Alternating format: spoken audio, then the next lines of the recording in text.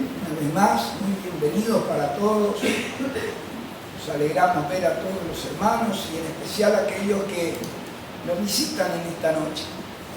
Que Dios, nuestro Señor, nos esté iluminando por su Espíritu Santo nuestras mentes, dando lugar en nuestros corazones su palabra que es poderosa, que es, dice la Escritura, como una espada de dos filos, que penetra hasta el ser, el alma. Realmente seamos compungidos por ella, por su palabra. Gracias al Señor por el privilegio que nos toca realmente en esta noche. Quisiera seguir un poco más adelante sobre el tema del capítulo 2 de Hebreo, que nos habla justamente de esta salvación tan grande, de esto que acabamos de entonar, ¿no? Que esta salvación la ha realizado Dios en la persona bendita y señera de su Hijo amado, el Señor Jesús. Y les invito a abrir nuestra Biblia en el libro de Hebreos, ¿sí? Nuevamente.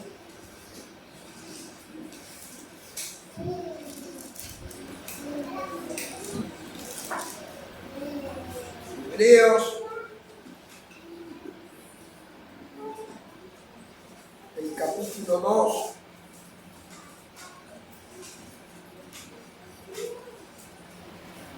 Podemos leer allí los primeros versículos que nos hacen acordar algo de lo que ya hemos estado meditando y que en esta noche, con la ayuda del Señor y de su Espíritu para con nosotros, debo de estar mencionando algo más acerca de esta palabra tan gloriosa que tenemos en el libro de Hebreos. Como ningún otro libro en la Biblia exalta realmente la figura señera, sublime y gloriosa de la persona bendita del Señor Jesús. Tan extensa es realmente la explicación del apóstol Pablo, guiado por el Espíritu del Señor, justamente a los hebreos. Los hebreos corresponden al pueblo terrenal de Dios, el pueblo que Dios escogió de entre todas las naciones para mostrar en su pueblo su poder, para manifestar en su pueblo su maravilla, su grandeza, su gloria, y su pueblo le alabe y le honre. Este fue el propósito de Dios, para tener un ejemplo entre todas las naciones del mundo. Naciones estas que viven realmente fuera del Dios de Israel, fuera de su voluntad, alejado de Dios. Nosotros también venimos de las naciones estas, que nos muestra en su palabra a quién escogió Dios, a quién eligió Dios, ya en la eternidad, como el Mesías, como el Salvador, como el único Redentor, como el único camino que nos lleva al Padre, como la única y absoluta verdad.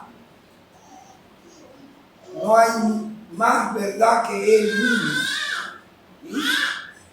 Y en este libro se exalta a Él, la persona del Señor Jesús, como el mensaje final a la humanidad. No hay otro mensaje más glorioso, no hay otro mensaje más sublime dado por Dios a esta humanidad que no sea en la persona bendita del Señor Jesús. ¿Y por qué es eso? Porque Él es el Mesías. Porque Él es el que llevó tus pecados y mis pecados en la cruenta cruz del Calvario. El sacrificio, la paga de tus pecados merecían condenación, merecía muerte. Pero he aquí que vino el Señor Jesús de la gloria.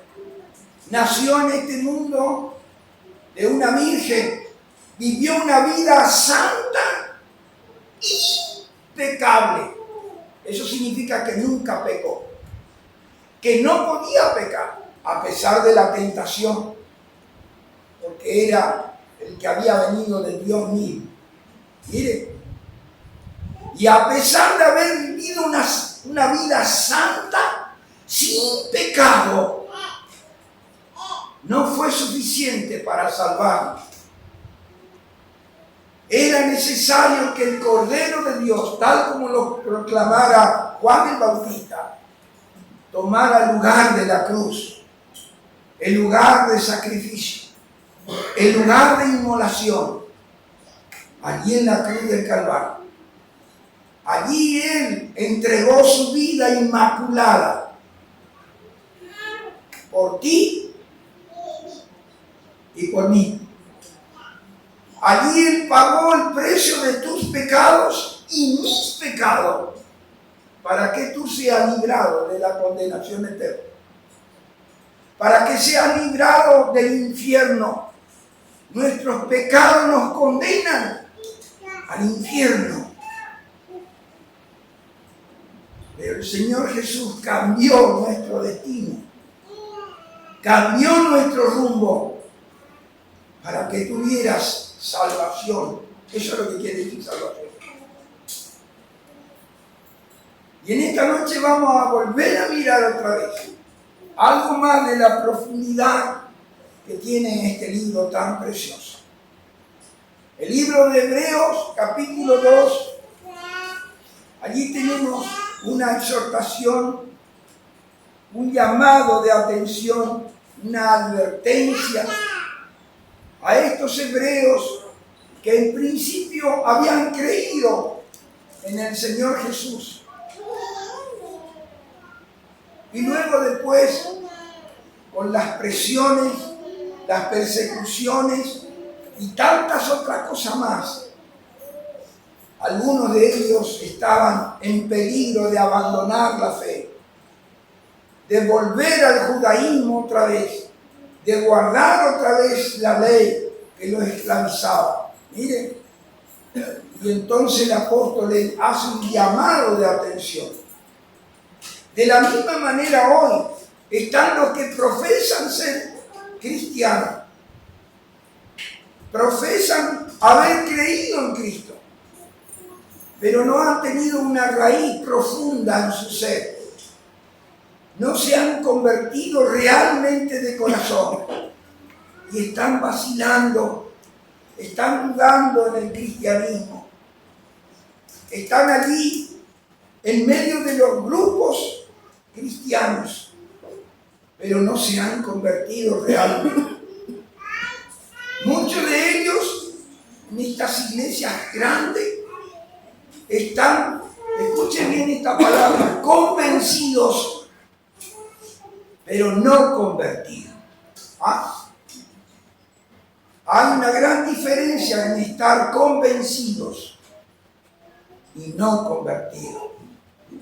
Por eso el llamado del Señor a este tiempo para nosotros y para todos aquellos que se conforman solamente con el hecho de estar y venir y escuchar, son simpatizantes, sí, pero su corazón aún está sin el nuevo nacimiento, sin la transformación que Dios quiere para ser salvo, sin recibir real y efectivamente a Cristo en su corazón.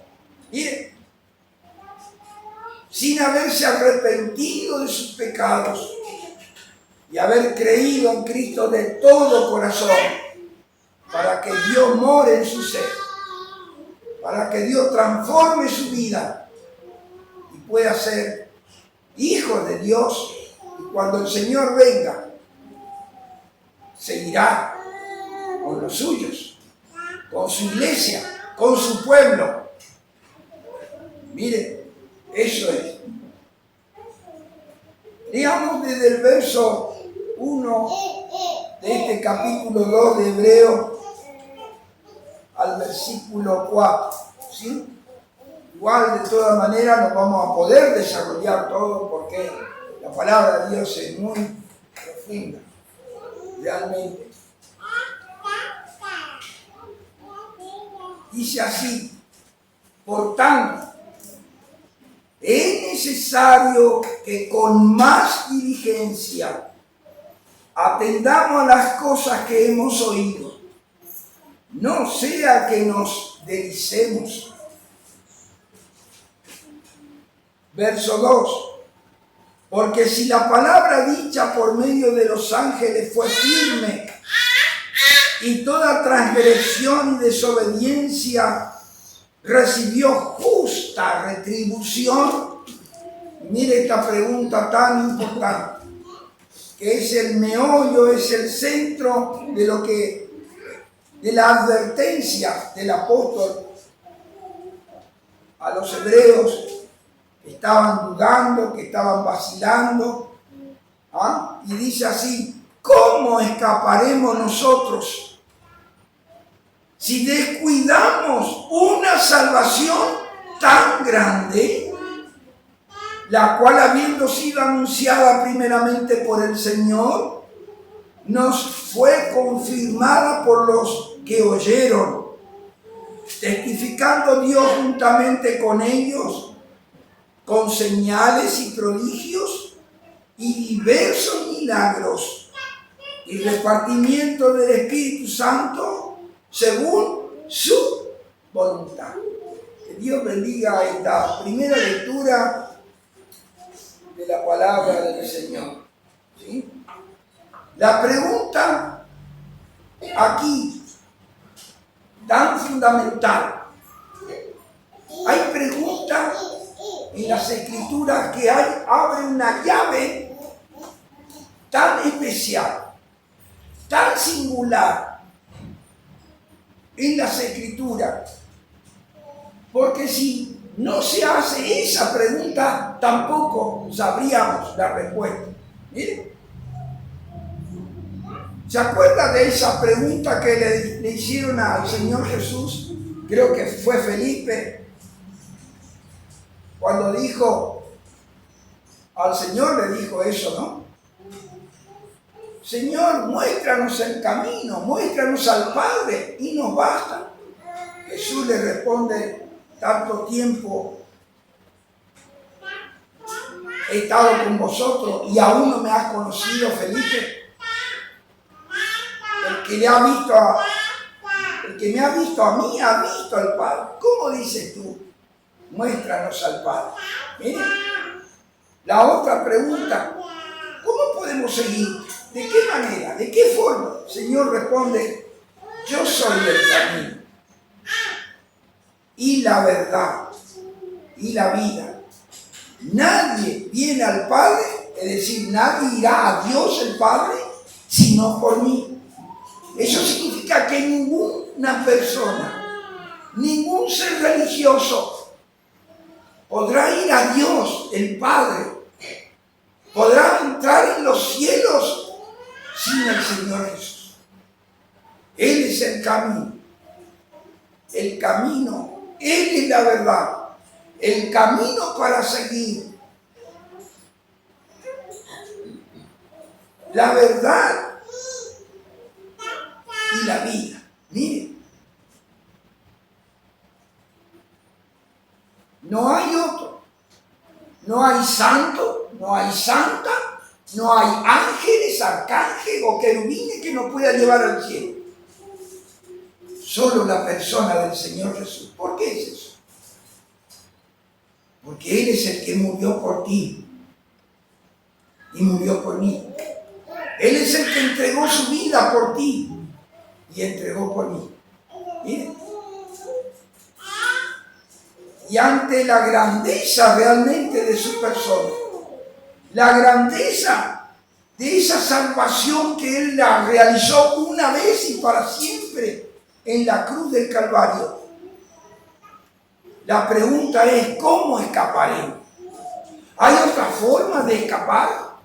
¿La religión me puede salvar? ¿Las buenas obras me pueden salvar? Nada de esas cosas podrá salvar. Solo la persona del Señor Jesús. Mire, para los hebreos quizás la ley les podía salvar, porque la ley dice: el que hiciere estas cosas vivirá por ella. Pero tampoco, porque el hombre es pecador. El hombre es vendido al pecado. Eso dice el apóstol Pablo.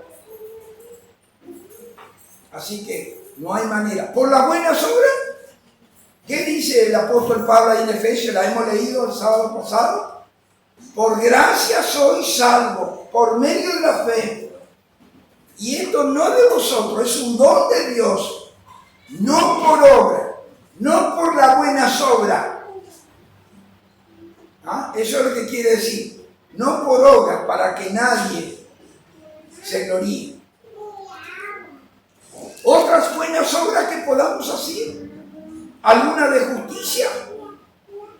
Dice allí, en Tito dice eso, el apóstol habla de eso.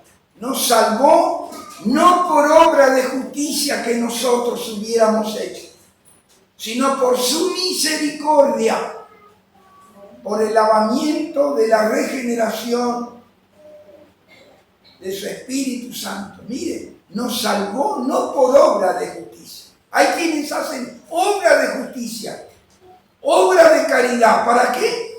Para merecer la gracia de Dios. Y no podrá ser. La salvación pertenece solo a Dios.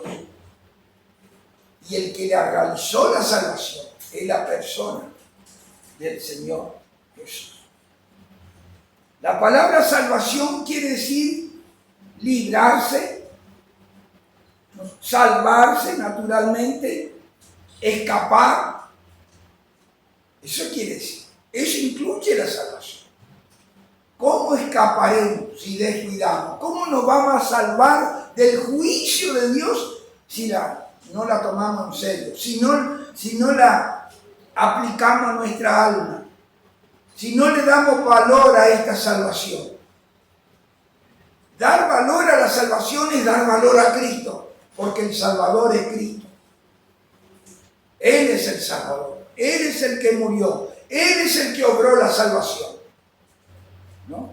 Y habíamos mirado también el sábado último pasado, habíamos mirado también la característica de la salvación. ¿Se acuerdan? Él nos salvó, dice la Escritura, la palabra de Dios, repasando de memoria esto sí, nos salvó del poder del pecado. Para eso nos dio de su Espíritu Santo. ¿Ah? Para triunfar sobre el pecado, para vivir una vida que le agrade. Nos salvó de las garras de Satanás, el cual nos ha librado de la potestad de la tiniebla, como leído allí en Colosenses. ¿Ah? Nos ha librado de la potestad de la tiniebla y trasladado al reino de su amado Hijo. ¿Ah? Nos libró del poder del pecado, nos libró de las garras de Satanás. Ahí vivíamos nosotros, esclavos por el pecado. Allí estábamos nosotros sin darnos cuenta que a Él obedecíamos. Miren, nos libró de la ira que vendrá. Miren, hay una ira que se va a desatar sobre este mundo. Nuestro hermano Julio estuvo explicando el otro día realmente lo que corresponde a la ira de Dios en la gran tribulación. Mire, va a haber almas incrédulas, almas que rechazaron la gracia y la verdad del Señor Jesús y quedaron en este mundo para sufrir las terribles iras que se va a desatar, los terribles juicios que se va a desatar sobre este mundo. La advertencia de la palabra de Dios. Porque si toda transgresión y toda desobediencia recibió justa retribución, ¿cómo entonces escaparemos si descuidamos una salvación tan grande? ¿Cómo? ¿De qué manera? No va a poder escapar, no va a poder huir del juicio de Dios que pesa sobre aquellos que vacilan, que conociendo la verdad, entendiéndola bien, la rechazan deliberadamente. Realmente. Nos libra, la salvación nos libra, dice, del presente siglo malo. ¿Ah?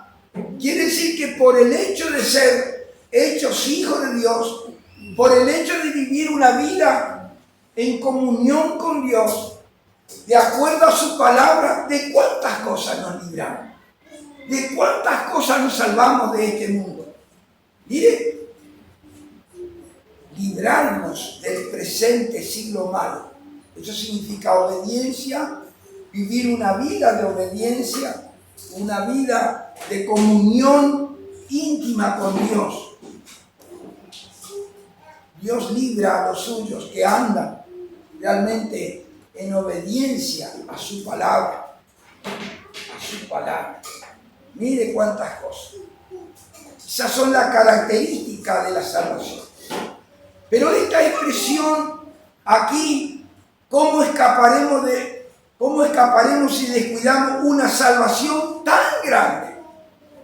Note que nos dice, ¿cómo escaparemos si descuidamos una salvación grande? ¿Ah? Porque podía decirlo así. Podía ser así, una salvación grande. Pero aquí magnifica, engrandece la expresión cuando dice una salvación tan grande. Quiere decir, esto implica, hermanos, que es una salvación tan grande que no la podemos medir. No podemos medir su profundidad, su altura, su anchura, su longitud. No la podemos medir. Y esta salvación tan grande tiene estas tres características que con la ayuda del Señor vamos a mirar en esta noche.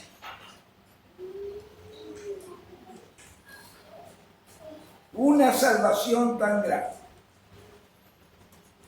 La salvación que el Señor Jesús, el Hijo de Dios, el Cordero de Dios, realizó en la cruz del Calvario, es una salvación perfecta.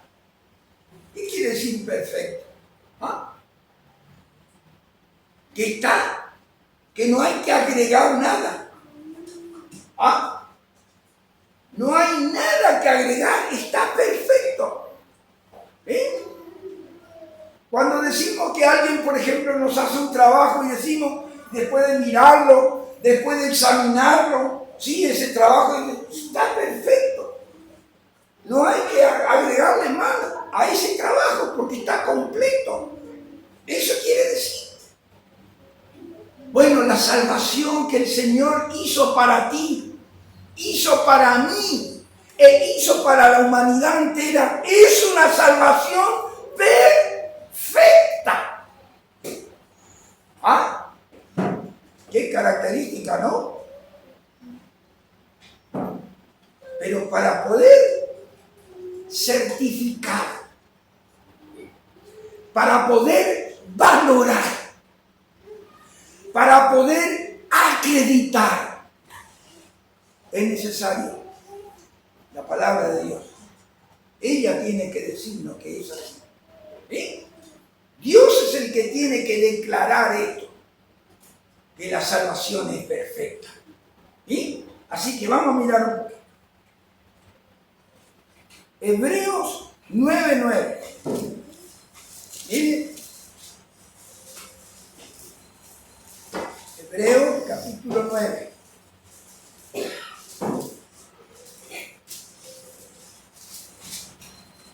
Hebreos capítulo 9 y el versículo 9.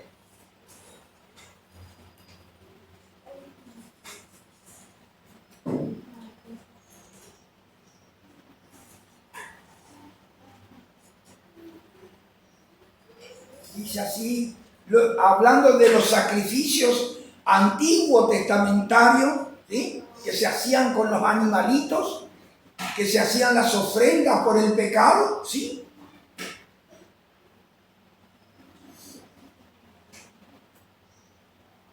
Dice así, podemos leer el verso 8 para entender un poquito más.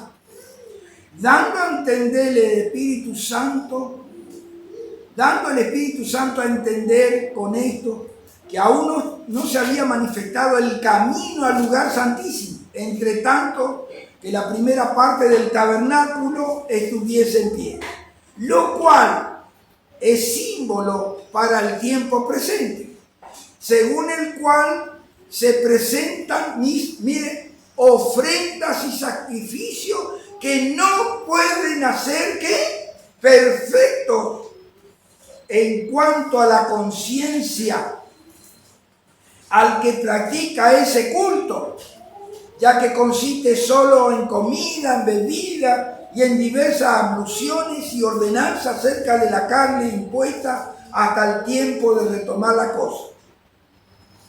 Ahora, verso 11.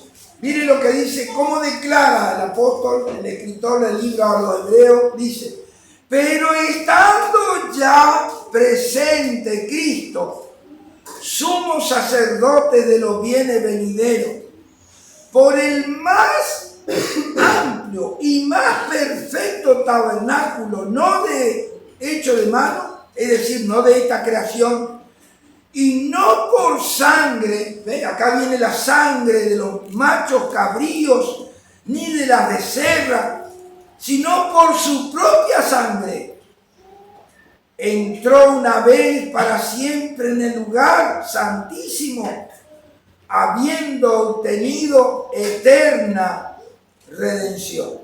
¿Ah? Eterna redención. Verso 13.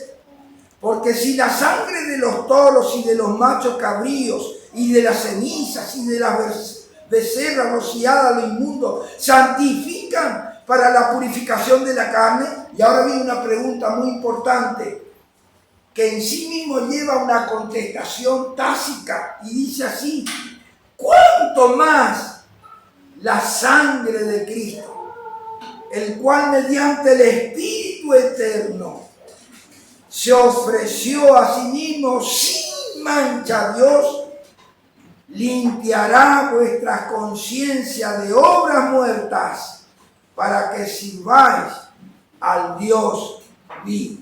Qué grande, ¿no? Cuánto más la sangre de Cristo, el cual mediante el Espíritu eterno se ofreció, Él se ofreció a sí mismo. Al Señor Jesús no le quitaron la vida porque aquellos hicieron, sino porque Él mismo se ofreció en la cruz por nosotros, por amor de cada uno de nosotros. Se ofreció a sí mismo.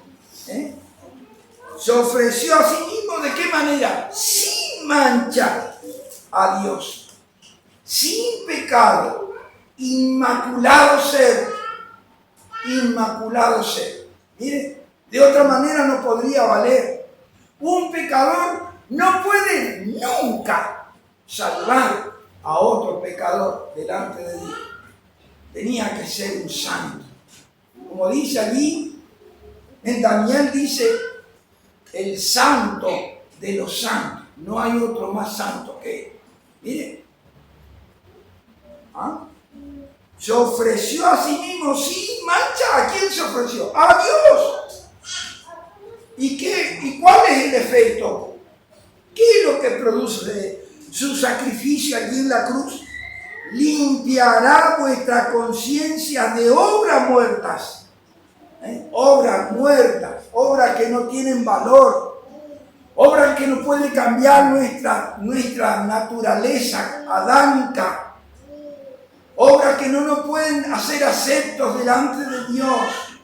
¿Cuánta gente practica obras para agradar a Dios y siguen siendo pecadores igualmente? Van en contra de la voluntad de Dios. Pero sí, la sangre de Cristo puede cambiar, transformar, limpiar lavar, purificar nuestra alma, nuestra conciencia. Justamente la conciencia tiene que ver con el ser, tiene que ver con nuestra personalidad, con nuestra alma. Porque si hay algo que Dios nos limpia, nuestra alma, nuestro corazón. Mire, eso es lo que necesitamos, eso es lo que el hombre necesita. No una religiosidad por afuera, pero por dentro está lleno de maldad, lleno de pecado, lleno de avaricia, de odio, de maldad. Mire,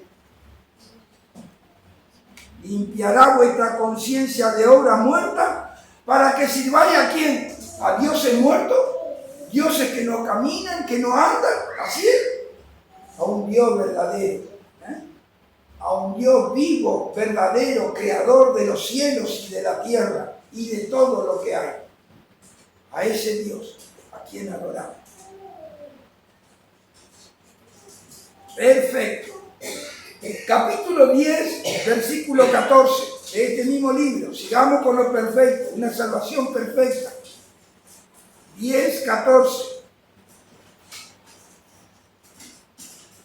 ¿Qué dice el apóstol aquí? Porque con una sola ofrenda, hablando de la persona del Señor Jesús, porque con una sola ofrenda realizó perfecto para siempre. ¿A quién? ¿A quién? A los santificados. ¿Quiénes son los santificados? Los que han sido justamente lavados por la sangre del Cordero. ¿Cómo te mira Dios delante? ¿De qué manera te mira? Te mira como perfecto, ¿no? Con su óptica perfecto. ¿Por qué? Porque allí en ese alma, en ese corazón, ha sido aplicado la sangre de Cristo, el sacrificio expiatorio del Hijo de Dios a tu favor y a mi favor. ¿Sí? De otra manera, Dios no nos miraría de esa manera. Dios nos mira como perfecto, a los santificados. Qué grande, ¿no? Qué salvación tan grande. Verso 14, el verso 1 del capítulo 10. Capítulo 10, versículo 1. Porque la ley, teniendo la sombra de los bienes venideros, no la imagen misma de la cosa, nunca puede, por los mismos sacrificios que se ofrecen continuamente cada año, hacer que perfecto a los que se acercan. La ley no pueden hacer perfecto, pero la sangre de Cristo, por el sacrificio de Cristo, somos hechos perfectos. Y grande, qué maravilloso pensar en eso. Verso 3. Pero en estos sacrificios cada año se hace memoria de los pecados, porque la sangre de los toros y de los machos cabríos no pueden quitar los pecados. Por eso no son perfectos, Siempre están los pecados encima. Los sacrificios antiguos testamentarios solamente cubrían el pecado, pero no limpiaban, no quitaban, no quitaban, pero sí el sacrificio de Cristo en la cruz. Entonces, la característica de esta salvación, una salvación que perfecta, perfecta.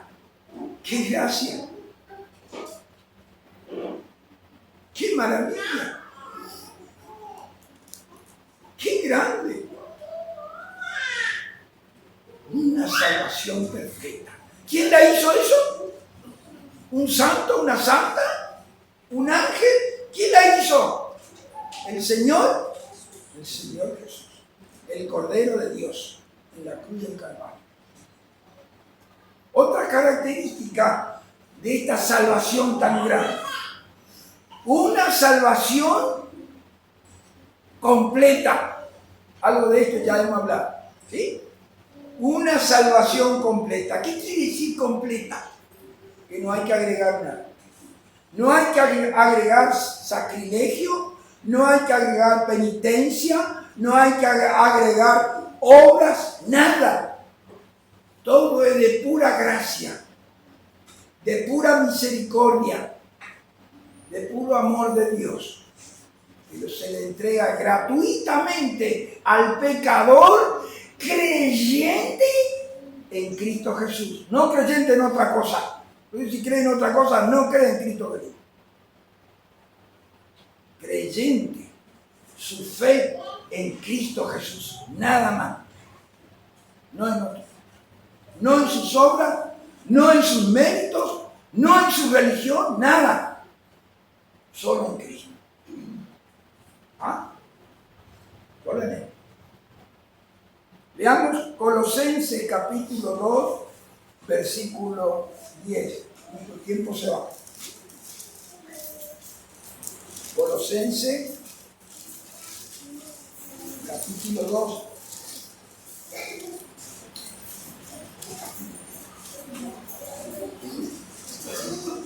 Podemos leer desde el verso 9 y 10, ¿sí?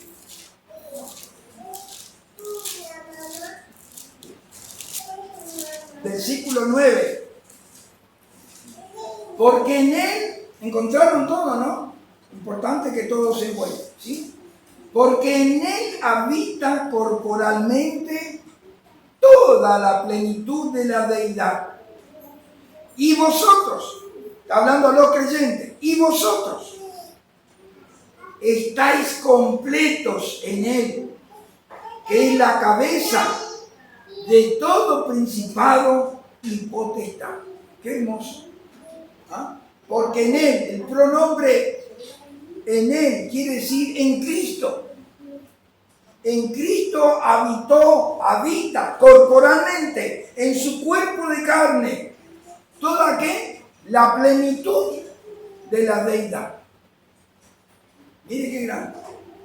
No hay ningún ser celestial, ningún ángel, ningún arcángel que tenga la plenitud de Dios. Son criaturas creadas por Dios, de hecho ya las hemos visto allí en Hebreo.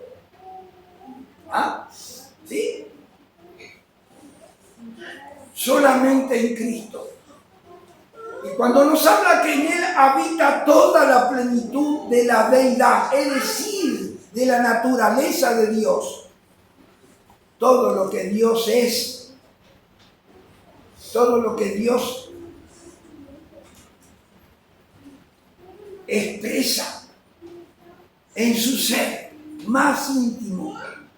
La hemos visto acá en Hebreo, ¿no? Que Él es la sustancia, ¿ah? La sustancia de la imagen de Dios misma, su naturaleza. Miren, todas las prerrogativas de Dios se aplican a Cristo, al Señor Jesús. Él es Señor sobre todas las cosas. Él es todopoderoso, es omnipotente, omnisciente y omnipresente. Miren, omnipotente, toda potestad le es dada en el cielo y en la tierra. No hay ninguna autoridad superior a Él. No hay ningún ser celestial que esté por encima de Él. No hay alguien más grande que Él. Miren, todo poder en el cielo, todo poder en la tierra. Cuando estuvo aquí en la tierra demostró ese poder, ese grandioso poder. Nada se quedaba sin que su palabra de poder no lo transformara. Nada. Sanó a los enfermos, a los paralíticos, a los cojos, a los ciegos, a los sordos y mudos, y sanó también a los espíritus endemoniados, a seres endemoniados, poseídos por Satanás. No hubo palabra de Él que no haya sido cumplida. transformó el agua en vino, alimentó a 5.000 personas solamente con 2 panes. ¿Alguien me puede corregir? 2 pececillos o 2 panes y 5 pececillos. Sí, Fidel.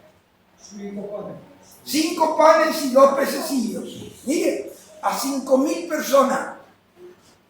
¡Qué gran poder!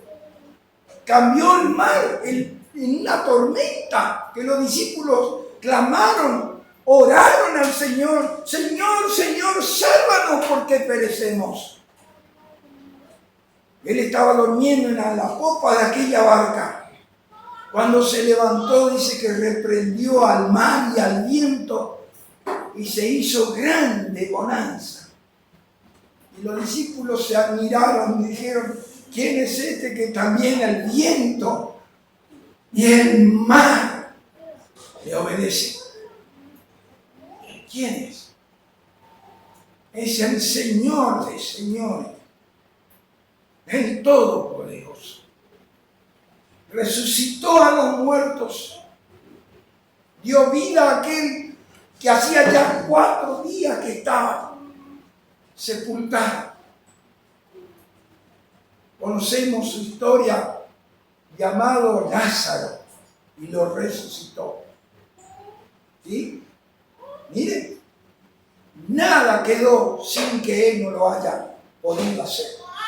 No salió de su boca, de su aliento, de su poder, algo que no haya podido hacer. No tuvo necesidad de saltar, ni monear, ni hacer ninguna otra cosa rara, sino solamente decir su palabra y ya está hecho. Miren, todo poder sobre toda enfermedad, todo poder sobre espíritus inmundos del infierno, todo poder en la naturaleza, todo poder sobre la muerte, todo poder para transformar las cosas. Como dice la Escritura, que Él llama las cosas que no son como si fueran. Mire, así pudo decir a Pedro: Pedro, es conveniente que pague los tributos. Y vino ahí dos pescaditos ahí. Agarraron esos pescados y tenía adentro una moneda para pagar el impuesto. Miren, ¿quién podía hacer eso? El Señor Todopoderoso, el único que podía hacer. Todo poder en los cielos. Los ángeles le adoran, los ángeles le alaban. Y vemos ahí en Isaías capítulo 1 cuando dice: Santo, Santo, Santo, Jehová Dios de los ejércitos. Toda la tierra está llena de su gloria. Miren, qué grandioso. Toda deidad, omnipotencia, omnisciencia. Él conoce los corazones más que todo. Él te conoce a ti y me conoce a mí más de lo que yo me conozco a mí mismo. Mucho más. ¿Sabe lo que pienso? ¿Sabe cómo actúo? ¿Sabe si así aquí aparezco de una manera y en mi casa soy otra cosa? ¿Sabe si soy un mentiroso o no soy un mentiroso y miento? ¿Sabe? Bien, no podemos escondernos de su presencia. Si decimos la verdad o aparentamos ser una cosa y no lo es. Eso lo sabemos. Lee la historia, lee los corazones, los pensamientos. Miren, omnisciente. Le dijo a Natanael: he aquí un verdadero israelita. Y él preguntó, Natanael preguntó a un religioso, y dijo: ¿de dónde me conoces? Y él le dijo: cuando estaba debajo de la higuera te conocí. Miren, Pedro, aquel aquel valiente maestro, aquel valiente discípulo que con su carácter quería defender humanamente por amor al maestro, le dijo: yo no te voy a negar, mi vida daré por ti. Mire, y antes que él hablase, le dijo, después que él dijo esta palabra, el Señor Jesús: Pedro, antes que cante el gallo 3 veces, tú me negarás 2 veces. ¿Sí? ¿Está bien? No sabía el Señor eso. ¿Cómo entendía el Señor eso? ¿Cómo se llama eso? Omnisciencia. Omnisciencia. Conocía todas las cosas. Y así fue. Y así ocurrió. Sabía que el gallo iba a cantar 3 veces. Y sabía que él le iba a llegar 2 veces. Mire cómo son las cosas. ¿Sí? Su omnisciencia. Su omnipresencia. ¿Ah? ¿El Señor es omnipresente? Vaya, Señor. Después de haber resucitado, dice la Escritura, se apareció a más de 500 hermanos a la vez, al mismo tiempo. ¿Cómo se puede hacer eso? ¿Cómo se puede entender eso en tu mente y en mi mente? Imposible que una persona, a 500 personas, 500 hermanos, se le esté apareciendo de la misma forma. Imposible. Pero el Señor le dice la Escritura que se apareció a más de 500 hermanos a la vez. Mire. Por eso que esta expresión aquí, que en él habita corporalmente toda la plenitud de la deidad. Y esto, hermano, nos habla de su suficiencia, de su grandeza, de su poder incomparable, de su autoridad y señorío. Y entonces tu alma, tu ser puede estar confiado en Él. Porque ¿a quién tienes? ¿A quién amas? ¿A quién adoras? Es el Señor sobre todas las cosas. Mire.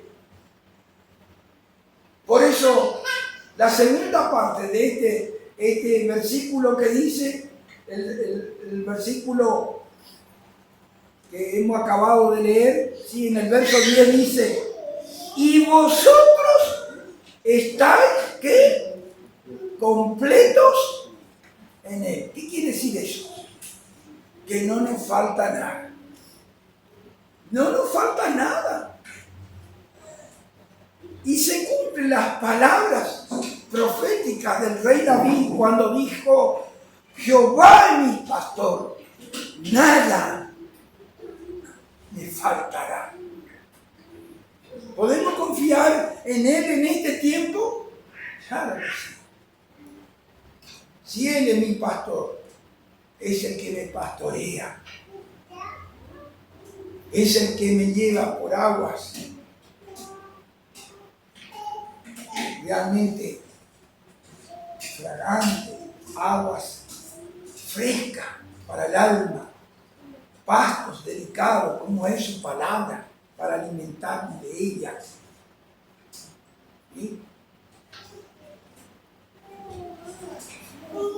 Vosotros estáis completos en Él, que es la cabeza de todo principado y de toda potestad. Miren, qué grande. La persona del Señor, completos. Por su sacrificio expiatorio, completo, ¿sí? Somos justificados, somos perdonados, somos limpiados, tenemos paz para con Dios, tenemos reconciliación con el cielo, con Dios, y tenemos una herencia eterna en los cielos. ¿Qué más puede pedir? hay algo más que necesitamos. Allí en Efesios dice que hemos sido bendecidos con toda bendición espiritual en los lugares celestiales en Cristo Jesús. Mire, ¿hay algo que nos falta? Nada, nada me faltará. Completos sin la ley, porque habla de la ley. Completos sin guardar rituales. Completos. No hace falta. Miren, realmente. Entonces tenemos una salvación perfecta. ¿Qué más? Una salvación completa. Y la tercera, quiero terminar con eso, una salvación eterna. ¿Ah? Qué grande. Una salvación eterna. ¿Ah? Veamos un poquito. Hebreos capítulo 5, versículo 9. Hebreos capítulo 5 y el verso 9. Mire lo que dice allí. Y habiendo sido, leamos el 8 también, ¿sí? Para entender un poquito más. Y aunque era hijo, por lo que padeció, aprendió la obediencia. Y habiendo sido perfeccionado, vino a ser autor de eterna salvación para todos los que le obedecen. Mire qué declaración tenemos acá. Aunque era hijo. ¿Hijo de quién? De Dios. Era el hijo de Dios. ¿Ah? Aunque era hijo, por lo que padeció, ¿sí? Lo que sufrió, lo que sintió en su cuerpo de carne, su vida de obediencia, su vida de sujeción al Padre. Sufrió el calor, el frío, el hambre, la sed, el cansancio, y hasta se durmió en aquella barca que le tuvieron que despertar allí en medio de la tormenta. Mire, y él dijo, las aves de los cielos tienen sus guaridas, pero el Hijo del Hombre no tiene ni dónde recostar la cabeza. Mire, todo eso tenía que ver con perfeccionar su vida humana, ¿ah? Como hombre, en su cuerpo de carne, todo lo que él sufrió, todo lo que él padeció en su cuerpo de carne. Por eso dice que todo esto le sirvió para ser perfeccionado. No era que en su ser él no era perfecto. Vaya si no era perfecto. Pero humanamente aprendió la obediencia. En el cielo, en la gloria, adorado por los ángeles. Los ángeles hacen y ejecutan su voluntad. Jamás el Señor tuvo a alguien encima de él como Dios. Nunca necesitó obedecer a alguien porque nunca estuvo a alguien más que él.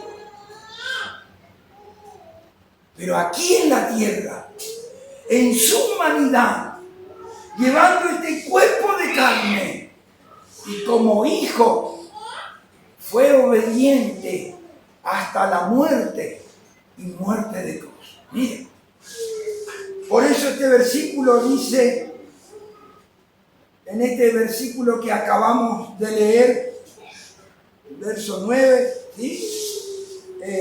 8, y aunque era hijo, el Hijo de Dios, ustedes saben que está ahí con mayúscula, ¿no? ¿Sí? El Hijo de Dios, por lo que padeció, aprendió que la obediencia. La obediencia, eso que nos cuesta obedecer, eso que nos cuesta guardar,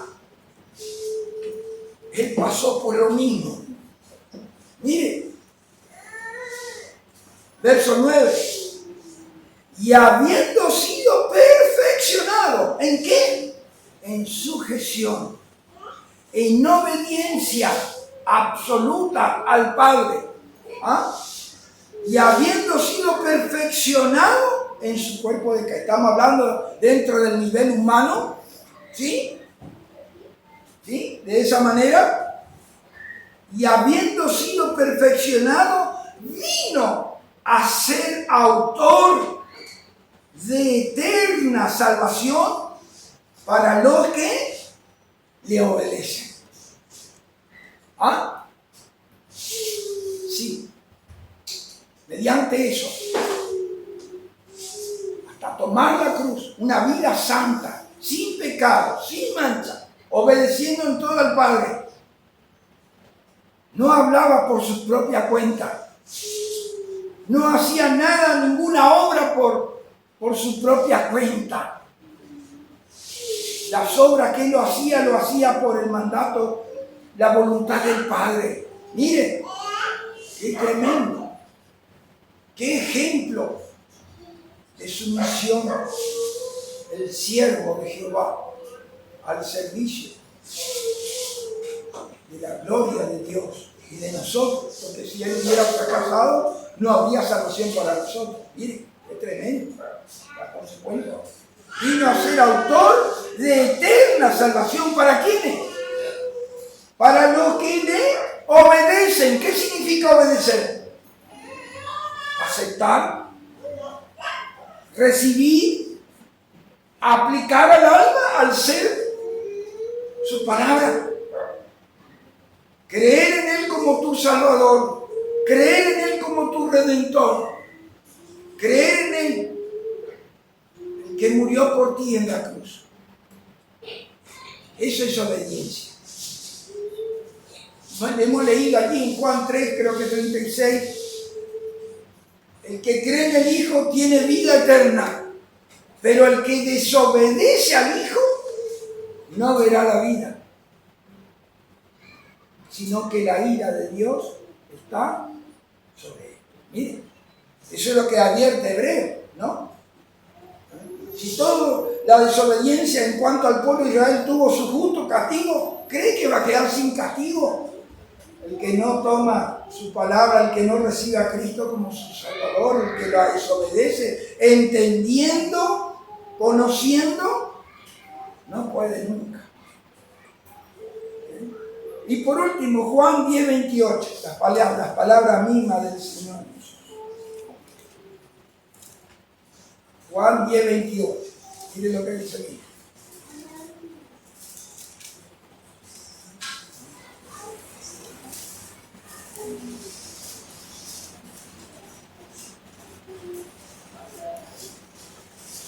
Está hablando el Señor Jesús, palabras salidas de la boca bendita del Señor Jesús.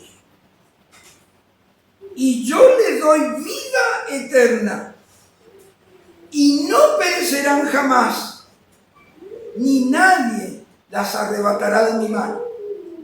Mi Padre que me las dio es mayor que todo, y nadie la puede arrebatar de la mano de mi Padre. Yo y el Padre uno son. Mire qué palabra que da paz, que da tranquilidad, que da seguridad al alma. ¿Ah? ¿Quién dice que yo le doy vida eterna? El Señor Jesús, el que murió por ti, el que murió por mí en la cruz. Dice eso. Él es el que te da la vida eterna. No te da ninguna religión. ¿Sabes por qué hablamos de la religión? Porque eso lo inventaron los hombres. La religión es religar lo que estaba roto. ¿Sí? Pero es todo. La religión es el esfuerzo. Escuchen bien esta palabra.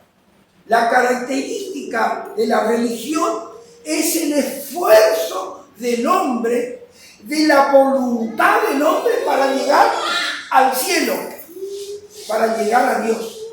Eso es la religión. Pero Cristo no trajo religión. El Señor Jesús trajo ¿qué? Salvación. Salvación. Reconciliación. Perdón. Vida eterna. Eso trajo el Señor Jesús. Por su sacrificio eterno. Mire qué diferencia. ¿Ah? Salvación es todo lo que Dios ha hecho para salvarte a ti y para salvarme a mí. Todo lo que el cielo entregó lo máximo. Entregó a su Hijo bien amado, no entregó a un ángel, a un arcángel, entregó a su Hijo bien amado como sacrificio expiatorio. Mire, y Él mismo se ofreció por ti para salvarte. ¿Ah? Y yo le doy vida eterna. ¿Qué quiere decir vida eterna? Vida por 7 meses, ¿no es cierto? ¿Así quiere decir eterno? ¿Ah? ¿Por 50 años? ¿Así dice? Eterno es eterno. Como Dios es eterno, su vida es eterna. Es la vida de Dios. Eso se llama calidad de vida. Una vida en Dios que tiene que ver con la comunión del alma y de ser con Dios. Eso es vida eterna. Eso es vida eterna, ¿sí? Y yo les doy vida eterna. ¿Y qué más? Y no perecerán jamás. ¿Qué quiere decir eso? No perecerán jamás. ¿Qué quiere decir? No se perderán nunca más. Eso quiere decir. No van a ser condenados nunca más. No irán al juicio del gran trono blanco. El apóstol Pablo dice allí en Romanos 5:1, ninguna condenación hay para los que están en Cristo Jesús. Note que no dice ninguna condenación hay para los que están con Cristo Jesús, sino en Cristo Jesús. Judas, el apóstol que el Señor mismo escogió, estaba con Cristo, pero no fue salvo. ¿Y cuántas personas en los tiempos del Señor estaban con Él y le seguían a Él? Pero no le han recibido a Él, no han creído en Él de todo corazón. Mire, estaban con Cristo allí siguiéndole. Pero otra cosa diferente es estar en Cristo Jesús. Por eso cuando el pecador cree en Cristo Jesús. Vosotros estáis en Cristo Jesús, quien nos amó y se entregó a sí mismo por mí, dice el apóstol. En Cristo Jesús. Todo lo que Él es, todo lo que Él implica, todo lo que Él significa, todo lo que Él representa. Cuando hablamos de representación, hablamos del significado de lo que eso significa, ¿sí? Por ejemplo, voy a poner un ejemplo. El Señor Jesús dijo, yo soy la puerta. Ninguno de nosotros vamos a pensar, el Señor Jesús es una puerta rectangular, así como esta que está acá, o de madera, o lo que sea. No. Significa, eso quiere decir lo que significa una puerta. Lo que representa una puerta. ¿Qué es una puerta? Un lugar de acceso. Un lugar de entrada. ¿Sí? Bueno, Cristo es la puerta al cielo. Eso es lo que quiere decir. Que no podrás entrar al cielo sin Cristo. Cuando el Señor Jesús dijo, yo soy el camino, representa eso. No que Él sea una piedra allí, un camino de piedra, un camino de tierra, lo que sea. Sino un lugar donde transitar, un lugar que nos lleva al destino. ¿Ah? Al destino. Eso quiere decir. Entonces Él es todo lo que Él significa y todo lo que Él representa. ¿Ah? Él es, por ejemplo, el sumo sacerdote. Él no representa a un sumo sacerdote. Él es nuestro abogado. Él es, no es que representa. No que significa, es el abogado. En la Escritura se nos señala que Cristo es el único mediador entre Dios y los hombres. Él nos representa a eso. Él es el mediador. No hay otro mediador fuera de Él. ¿Ah? Entonces, cuando creemos en Cristo, creemos todo lo que Él es. Todo lo que Él significa y todo lo que Él representa. Yo quiero preguntar esto. ¿Hay alguna persona aquí en medio nuestro que aún no tiene a Cristo, que no ha entendido este mensaje? ¿Que lo ha entendido el mensaje? Sí. ¿Que se ha dado cuenta que sin Cristo no puede ser salvo? Porque realmente no hay otra manera de ser salvo. ¿Cómo escaparé? ¿Cómo podemos escapar de la condenación eterna? Sin Cristo no habrá escape. El Señor Jesús le dijo a aquellos religiosos, le dijo, ¿cómo escaparéis, generación de víboras? ¿Cómo escaparéis de la condenación del infierno? Lo dijo el Señor. Mire, por su religiosidad, eran religiosos, pero no creían a Cristo. No lo aceptaban a Él como Salvador. En esta noche hay alguna persona que dice sí al Señor, dice sí en su corazón, reconoce su pecado y acepta a Cristo como su Salvador. Realmente esta puede ser quizá la última oportunidad. Nuestra vida está en la mano de Dios. Él te puede llamar a ti o a mí en cualquier momento. ¿Sí? En su presencia. Que Dios nos bendiga ricamente. Una salvación perfecta, una salvación completa y una salvación eterna. Una salvación tan grande. A Él sea toda la gloria y toda la